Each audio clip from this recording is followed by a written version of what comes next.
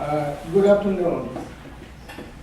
This is a special day for me and privilege to say a few words in front of you. Our leader, Professor Charles H. Towns, has been with us for nearly 14 years, and he actively involved from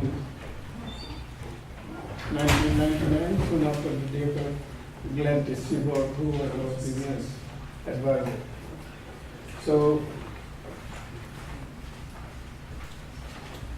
I will try to make it brief as much as possible, and I'm particularly grateful to my friends, Professor Towns, and my longtime friend Douglas Ashraf, as the Nobel Prize in Superfluidity, my ex-colleague. It is a very tiny, one of the tiniest non-profit companies in the world, and it is also probably blessed by excellent scientists in our living planet. So these two things are together needs a lot of help, a great deal of help.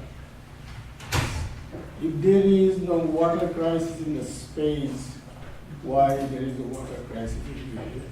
Is it really true? Rush, you are saying water crisis? Prove it to us. It's a time, as a student of science, give you the science. And the global water crisis is a reality. I will say something in a disjointed way because I'm very emotionally involved with this project for my entire life. So I'll be disjointed, but I'll be real, and I'll be like talking to you like my family. So you have to forgive me because I know my limitation, I know my ability, I know how far I can go. But some of my gurus, including Professor Linus Pauling, keep chanting. Those who like you, and they will come. It's a matter of time. Good thing never done without punishment. Good thing never established overnight. Look at Jesus, look at all the good things. It takes time. Keep working, chant. And you brought the blessing today, the result of the chanting. And that's what I'm doing. So today, as I mentioned to you, is a very special day for all of us. Particularly, we need to tell the truth.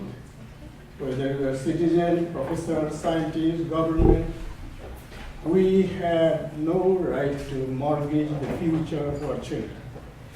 I don't have children, but you children are mine. And I'm proud that you allow me to say so. So if there is the 1% of the earth mass is water. And of these 1%, less than 1% is groundwater.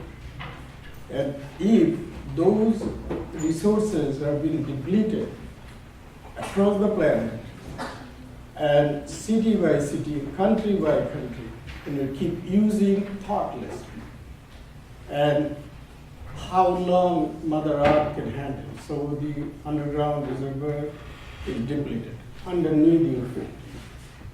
Start from here, tell me any cities, and give me some homework so I can come back and talk to you. So why we don't know about the global water crisis, and when it is really a crisis? What is the story behind it? I want to know.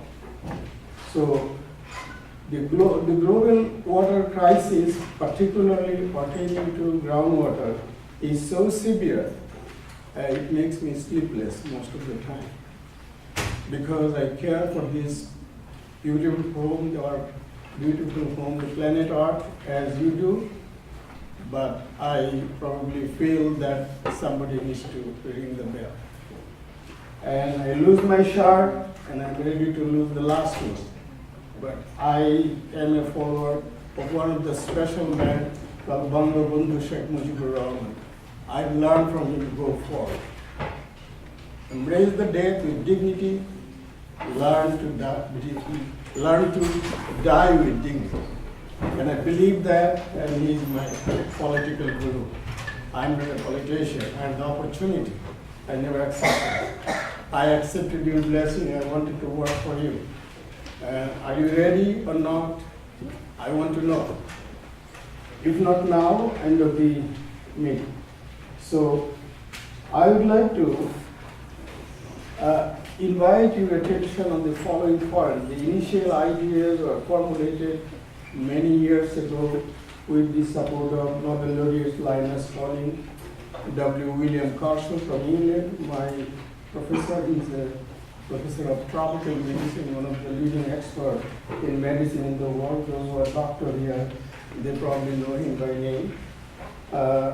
And then Glenn de Seaborg, the discoverer of 10 elements in the periodic table, advisor of 10 US presidents, and a very good, both of them are very good friends of Dr. Towns. And Dr. Towns' blessing, continual blessing, make me work harder than ever before. So they kept their door open to it. The groundwater, I'll start from Bengal Basin, from where I came, and I stop in England and come to America. And I'll talk like that and finish very quickly. So the groundwater aquifer restoration and toxic mitigation includes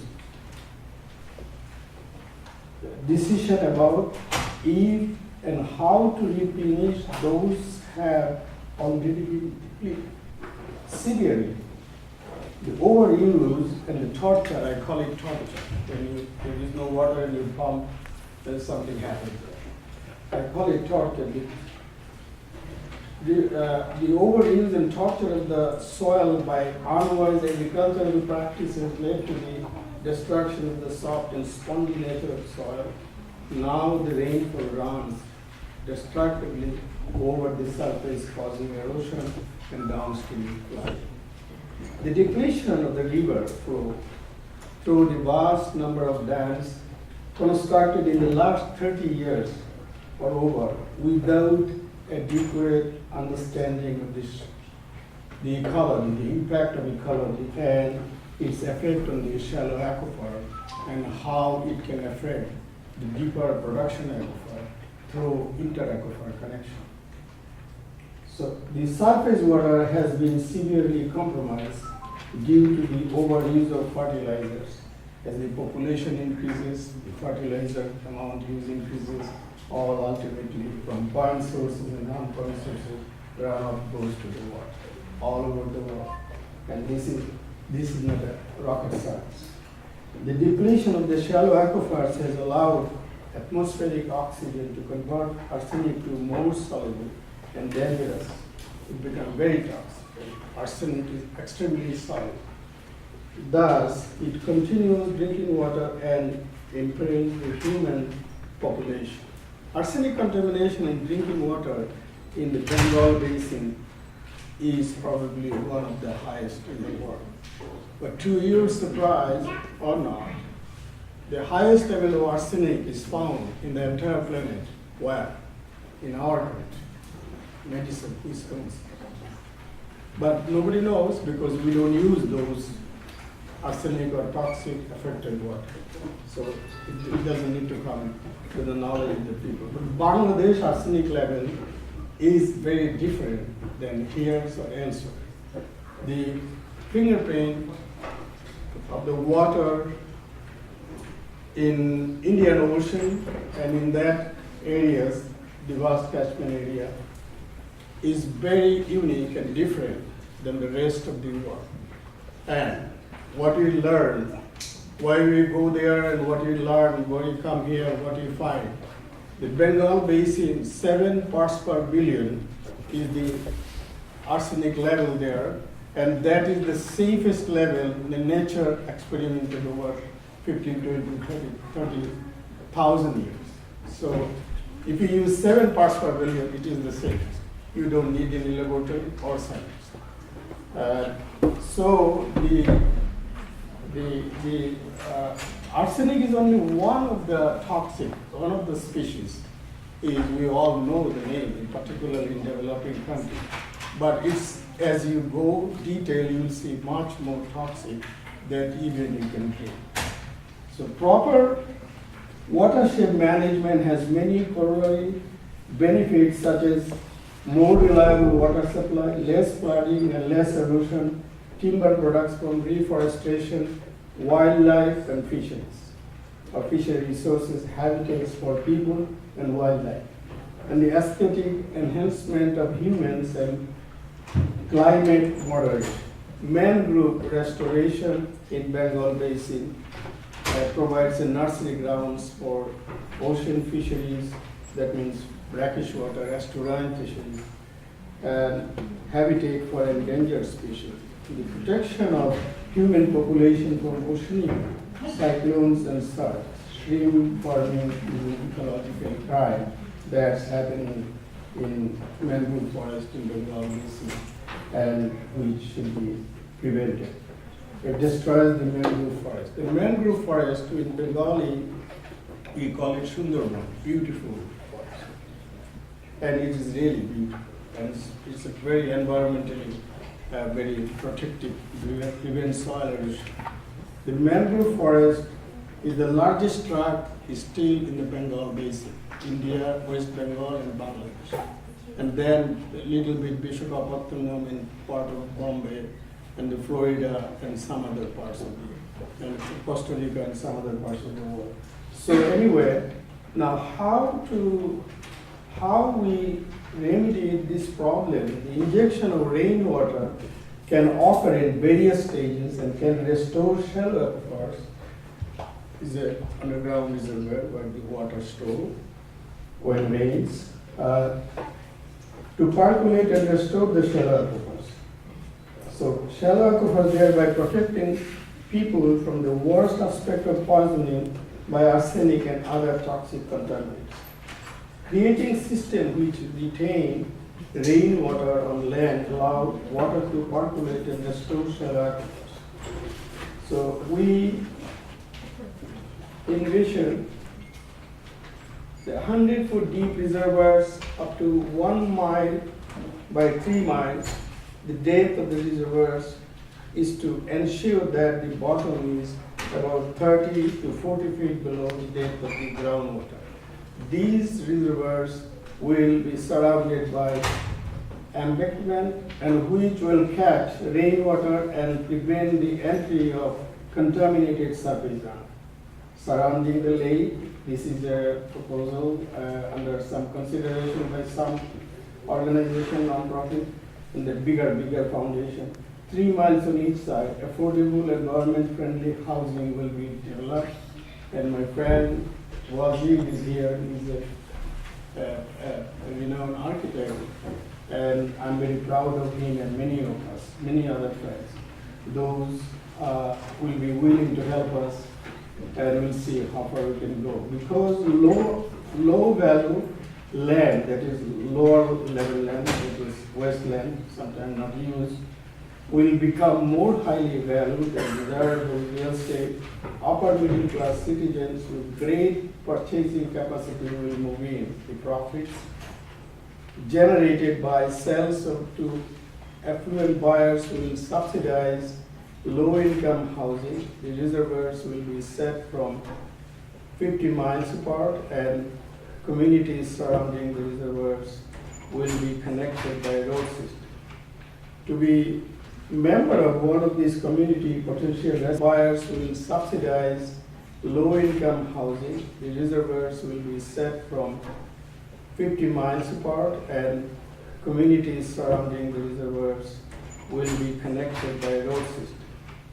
To be member of one of these community potential residents will need to support and willing to contribute a secular education and utility in developing more sustainable and beneficial use of habitat. The improvement of life in Bengal Basin can be used as an example for people of other parts of the world, because it's one of the poorest parts of the planet, with only 425 or 50 years ago, it was the richest land of the planet.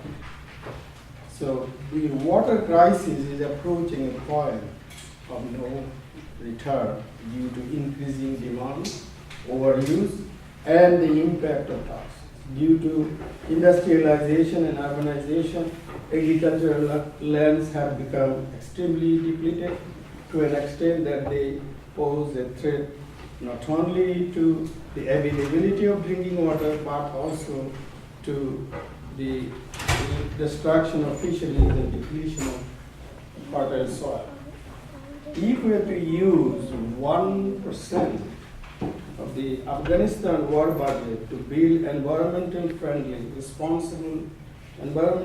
responsible infrastructure for the distribution of high quality water to the people most in need, the area infrastructure is needed, such as Africa, Middle East, India, China, and Latin America. Immediately, then eliminate at least half of the waterborne disease. I was a student expert in waterborne disease, and I have a little bit of background on him. And save billions of dollars in healthcare costs, which can be invested in secular education. IIBHB, unique positions of heavy presence in the US and Indian continent can facilitate the use of combined Western technology expertise with the expertise of the many professional people and scientists in Bangladesh or Indo-Bangla continent. These will involve commitment in the field, but also program education and training. So many volunteers are helping us, and my friend, Nobel laureate Douglas Ashraf, not only a Nobel laureate or professor, and he is a distinguished personality that you will see, the man down to earth. And he's something I really admire, and I wish I could be like him, but it will not happen. So I appreciate receiving an ideas, comments, advice towards formation of a better general model that we are thinking. So I hope we will do something, and I end my talk here for this time, and we'll see you again in a few minutes or for a few hours. Thank you.